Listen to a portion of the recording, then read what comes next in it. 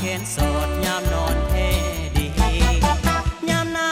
วนอนเดียวเปียวอกหัวใจมันตกเกือบจะกลายเป็นลมพอเห็นหน้าคนสวยป่วยใจอยากสมอยากเอามาดมให้มันสมใจ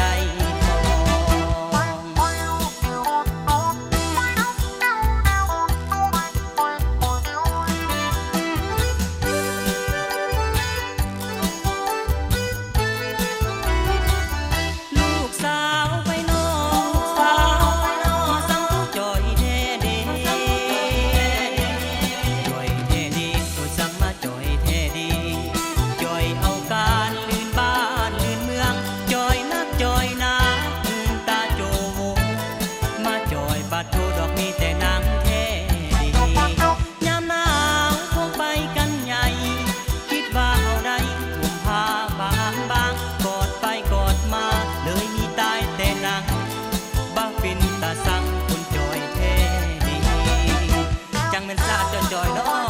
คอยนึกว่าแม่นไก่ย่างบางกอกสันดอกล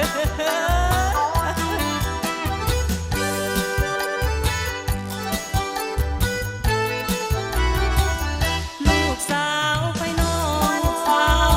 มาสั่งผู้ตุยแท้เดตุยแท้เดก็สั่งมาตุยแท้เดตุยเอาการลื่นบ้านลื่นเมืองตุยนักตุยนาอย่างนี้รับรองเตียงเทยามหนาวยังไทยดอกว่าคิดว่าแม่นผ้าสิห่มให้อุ่นใจแต่ถึงเมื่อยามร้อนอีตีมันทนบ่ไหวเพราะมันจะมีอายทนบ่ไหวดอกเดจังแม่นซาเจ้าตุ้ยน้องไปหาออกกำลังกายให้มันจอยเด้อ